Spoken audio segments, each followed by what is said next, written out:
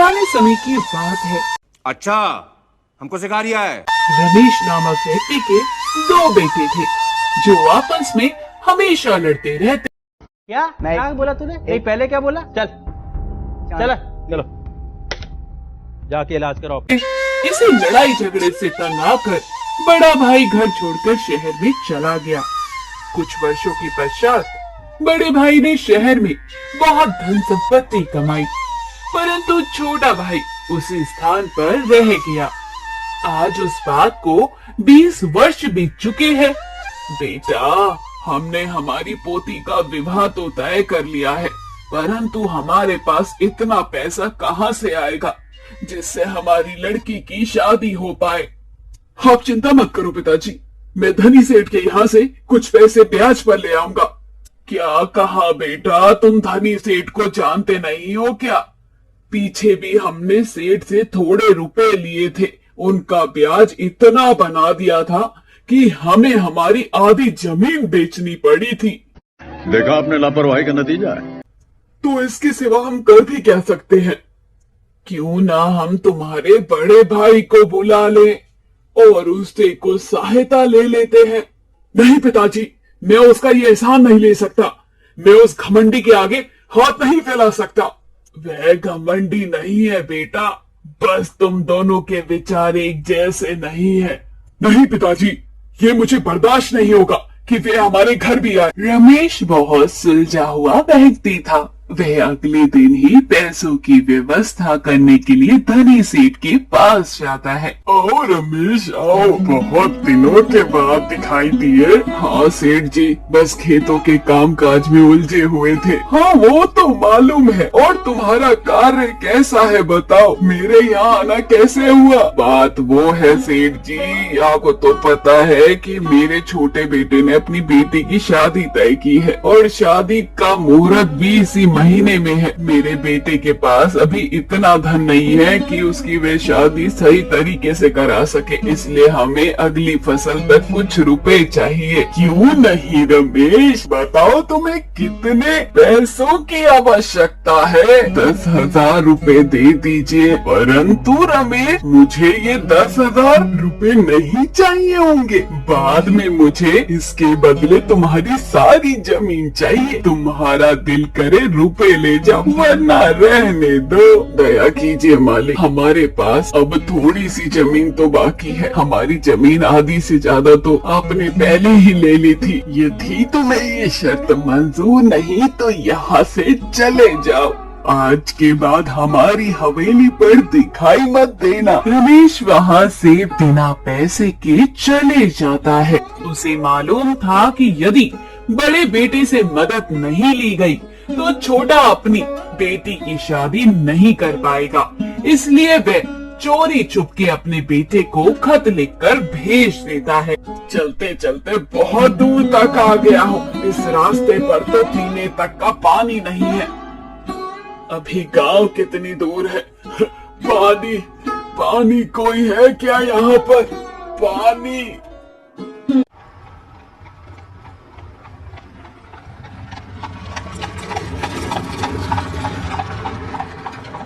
अरे ये कौन है?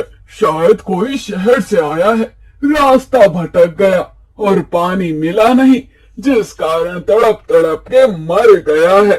परंतु इसके हाथ में खत और किसी की थैली लगती है।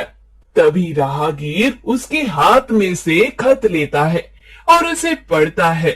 मेरे प्रिय बेटे, तुम्हारे छोटे भाई ने अपनी लड़की की शादी कुछ महीने बाद तय कर दी है, परंतु इसके पास इतना धन नहीं है कि वे इसका विवाह संपन्न करा सके और ये नहीं चाहता कि तुम यहाँ आओ।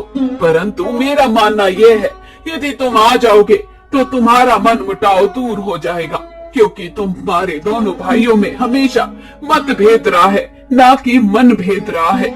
यह खत तो रामपुरा गांव का है। इस व्यक्ति को तो वहाँ जाना बहुत आवश्यक है, परंतु अब तो इसकी मृत्यु हो चुकी है। यह सब कुछ सोचकर वह उस व्यक्ति को बैलगाड़ी में लादता है और रामपुरा गांव की ओर चला जाता है। वहां जाकर वे सारी बात रमेश और उसके छोटे बेटे को बताता है। जी मैं तो आज सुबह सुबह अपने खेतों की ओर जा रहा था, तो मुझे वहां एक खत मिला जो रमेश नामक व्यक्ति ने लिखा है।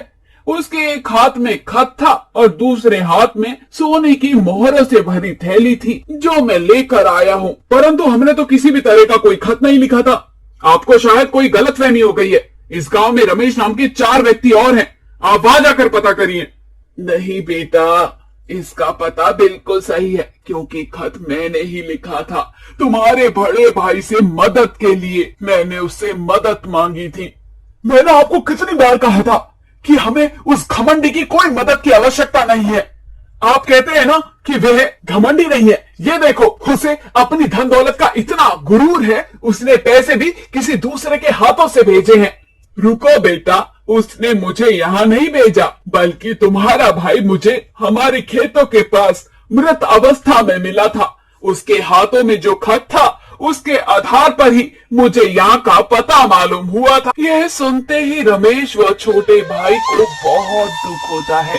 कहाँ है मेरा भाई, मेरा बड़ा भाई? इतने वर्षों तक मैं मेरे भाई के प्यार के लिए तरसता रहा। मुझे हमेशा लगता था कि वह एक दिन आकर, बड़ा होने के नाते आकर यहाँ मनाएगा। मैंने सपने में भी ऐसा नहीं सोचा था कि 20 वर्षों के बाद हमारी मुलाकात ऐसी होगी। कहाँ है मेरा भाई? बाहर है बैलगाड़ी पर। तभी रमेश व उसका छोटा भाई बाहर बैलगाड़ी के पास आते हैं और वो देखते हैं वहाँ एक व्यक्ति मृत अवस्था में लेटा पड़ा है। ये तो मेरा भाई नहीं है, ये तो मृत व्यक्ति कोई और है। परंतु पैसे और खत मुझे इसी के पास से मिला है। ऐसा कैसे हो सकता है कि तुम्हारा भाई नहीं है? तभी बड़ा भाई वहां पर आ जाता है। भाई साहब, आप जीवित और सही सलामत हो। आपको सही सलामत देखकर मुझे बहुत खुशी हुई है। होगी कैसे नहीं छोटे, पूरे 20 वर्षों के बाद हम जो मिले हैं। परंतु बड़े भैया, आपका खत और ये पैसे इसके पास कैसे आए? जब मुझे पिताजी का खत मिला तो मैं अगले दिन ही रामपुरा गांव की तरफ निकल पड़ा। जल्दी आने के लिए मैंने जंगल का रास्ता चुना। वहाँ पर ये चोर था। मैं जब आराम कर रहा था तो इसने मेरे पैसे चुरा लिए। अच्छा हुआ बेटे, तुम सही समय पर आ गए।